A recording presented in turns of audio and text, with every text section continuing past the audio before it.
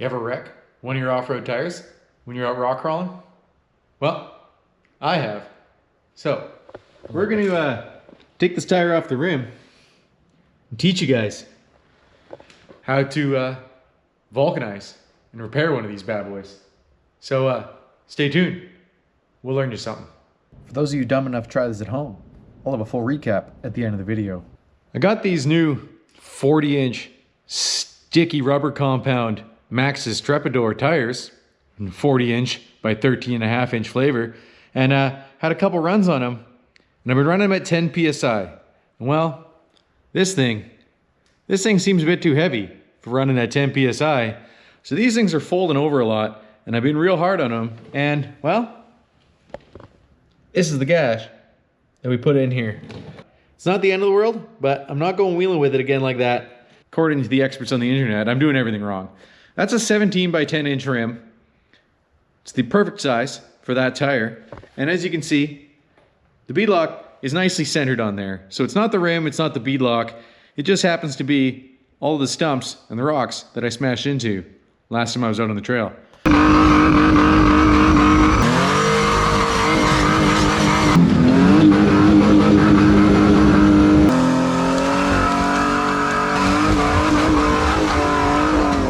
What makes me qualified to repair this tire? Absolutely nothing. We're gonna go see my buddy John, and he's done this many, many times. So we're gonna go bug him, maybe teach you guys a little bit along the way. But of course, I don't have a tire machine, and I don't even have tire spoons or anything like that. So we're gonna do the half-assed Pathmaker Productions style of getting this tire off the rim. Now these tires these days are worth just shy of 1,000 maple leaves. So it's obviously in my interest to fix this tire. So if you're curious about how to vulcanize an off-road tire, sticky, non-sticky, doesn't matter, stay tuned. We'll get you figured out. Step one, let's get this thing in the air, get the valve stem out of it, pull this tire off of the rig. We'll see about getting that bead lock ring off. Oh, it seems like so much work. Here, let's just... Nice. Follow along at your own risk.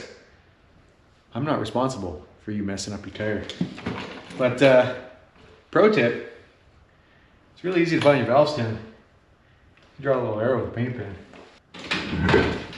Buzz off the bead lock ring.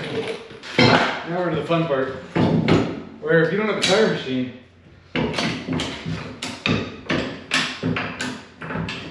this is the way you gotta do it. Safety first, kids. Now, if you're lucky, it'll debead up by now. I'm not lucky, as we all know. There it is. Well, that's how you debead the back of a tire with a high lift jack.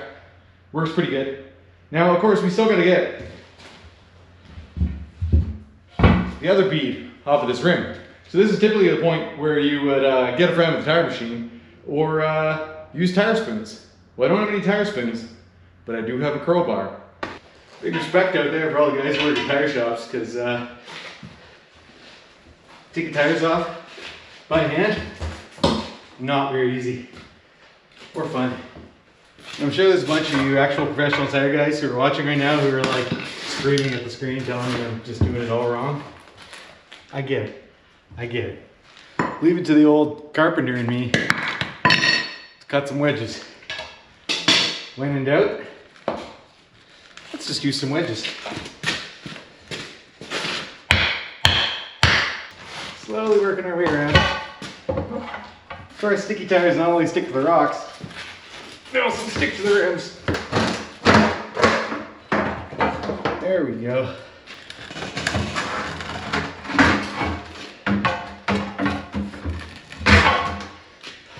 For those of you who want to tell me that I messed the bead up by doing it that way, the bead's fine. Also, stop worrying about other people's stuff so much. Let's be honest, wouldn't you rather see it go terribly wrong? Come on. Now that we got the tire off the rim, this is what it was all about. We're did this nice little gashy loo. So let's take this to my buddy John's house and vulcanize that up. Keep going, keep digging. We're gonna Keep grinding. Well, we're gonna try it. We're gonna try it tricky.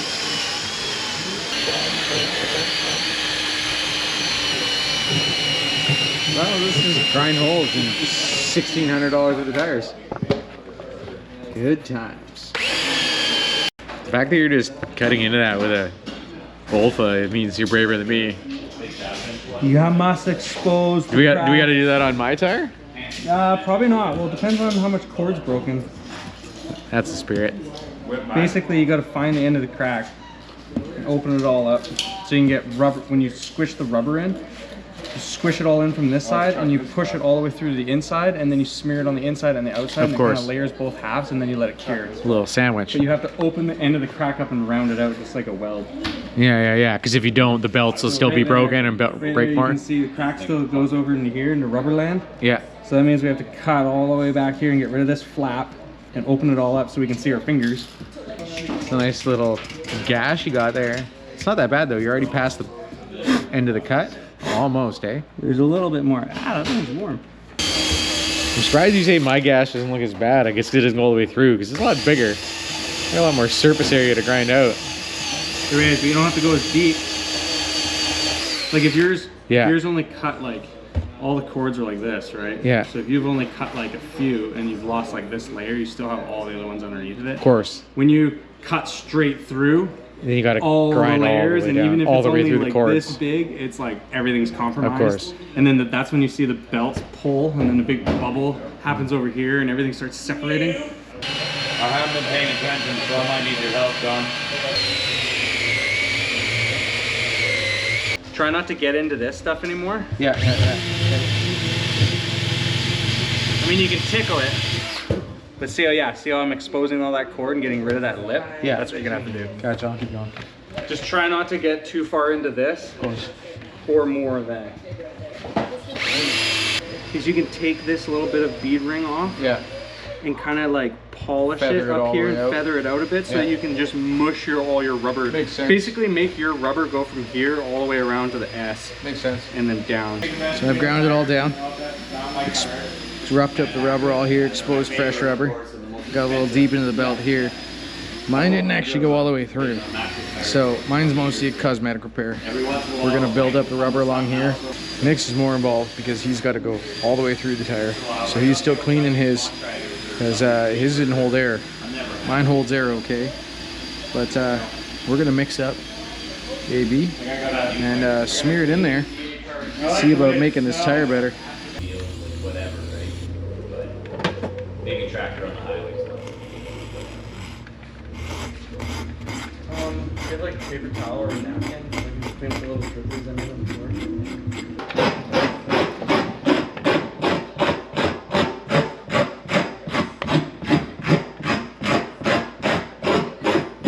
We're gonna do this a few times. That's just like the preliminary clean. Wow, that smells like brain cells. Oh yeah. Lost brain cells. So we kind of got to do the same. There's no PPE at Crappy Customs, I've noticed. Don't worry, you're gonna be. Can you flat vape when with the you mask start on? cleaning. No, that's why I don't wear it. Just gotta keep cleaning it because like this is like a pretty huge repair. Clean it as best you can and just scrape like. It might be nice if you could see it too. Breathe deep. Or that stuff too. I mean, same thing. That can of cleaner will do probably 50 tires. And definitely contact high off of it. Well, you didn't have to put your head in the tire, but you did. Of course you do. That's how you know it's right. It's like smelling a nice warming pie on a windowsill. Well, the toothbrush actually works pretty good. Better than a paintbrush in a lot of ways. You just dried different things. I got mine. Sean's teeth are going to be blue for days, but... John's just messing with you. It's actually not coming off your hands. That's just your life now. It's that, even that Jake Berkey video, it's the same thing. He's like, when it comes up in a ball like this, that's when you're done. Yeah, it is. I didn't think it was going to take this long. Oh, it's. I feel like I'm not even getting anywhere. It feels like you're not getting there until all of a sudden it's just like, oh, magic! Magic tire! but it's like sticking to my fingers to the point where it's not neat. Right, it'll clean them. Oh, your one pinky finger just came completely clean. It did. Yeah, you just gotta keep with it, and then eventually you'll clean your hands. It's good that you're here to coach him into this, or he'd be like I was stressing the first mad time. and because I don't even know what you would do at this point. Like, how would you clean that off your hands if this wasn't coming off your hands? Believe me, my wife came out and I was like this, and she's like, You're not coming in. You're never allowed in the house again.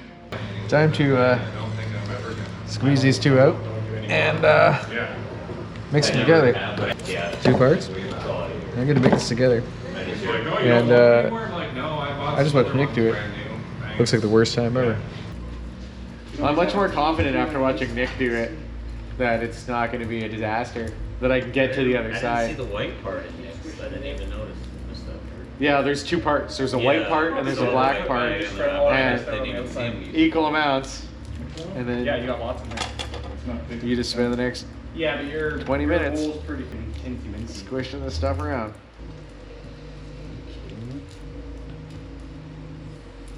This time tomorrow, you can go on the inside and you can smooth it all to that nice flat black color again. Clean it all off, scrape it all so it's like dead nuts clean. Spread your other blue shit around. Stick your patch on. Make sure your patch is actually orientated the proper way. There's like a line or an arrow, bead pointed at the bead. Yeah, there's a point here where this feels like a really, really, really bad idea. Eh? I was like, is it gonna work? It didn't feel like it was gonna It's work. like, oh no. It's almost there. Oh, it is starting to clean. Yeah, there were some ugly moments there. Right? Where you think you're in a dark place, you're not coming back Oh yeah, from. you're like, oh no, what have I done? What did I say? What have I done? And it just is like the backside of your fingers and stuff. So now just smear that in there. Basically rebuild your sidewall. Oh, don't go down there so much, you dumb tummy. You can always find it later, Brady. Just try and stay on the blue so you don't get any like flappies. Of course. Yeah, and like really smush her over. Remake your bead ring. Magic. That's what you can do there. That looks sufficiently good for a guy like me. Yeah, I'm really happy with that, quite frankly. Looks just scabby as hell. Just the way I like it. It feels, it dries slow. Smells like corn does. The exterior looks good. All right, well, I'm back up at Sean's shop. It's minus 12 outside now, which is why we're doing it in the heated shop. But I also realized I completely forgot to actually show you guys what we're using here. This apparently cost Nick 200 maple leaves. It's a Prema brand, which you need to know somebody or talk to a dealer because you can't just buy this stuff off the shelf. And but we know a guy. Random tools we use, the little scrapers and whatnot, rubber cleaner. It was all pretty straightforward. There's a lifespan on this stuff, so you can't have it sitting on the shelf for too long.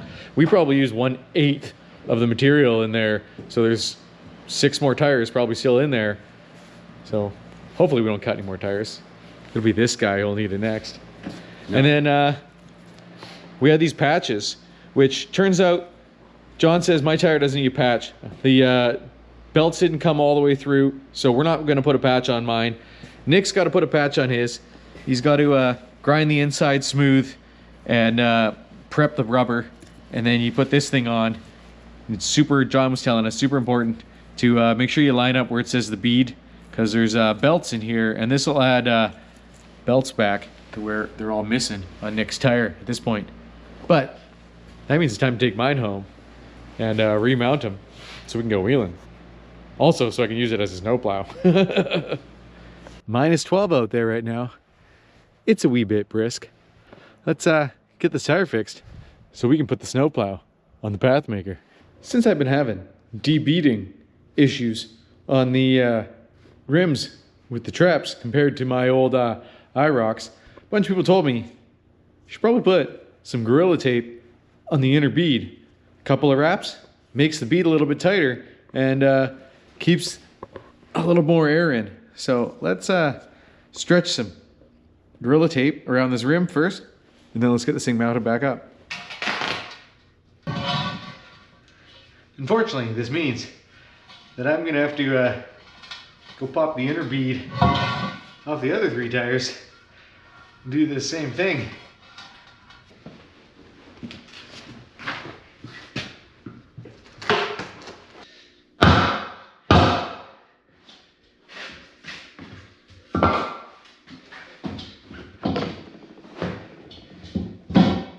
Ta-da! Oh, well, that was fun. I'm gonna spin all these on and then reseat that inner bead with some air. You can see my tape in there, so that's gonna make it a little bit tighter. Might not be the best looking thing, but only girls are really worried about looks. So let's throw it back on, get the plow mounted up. And call this project done.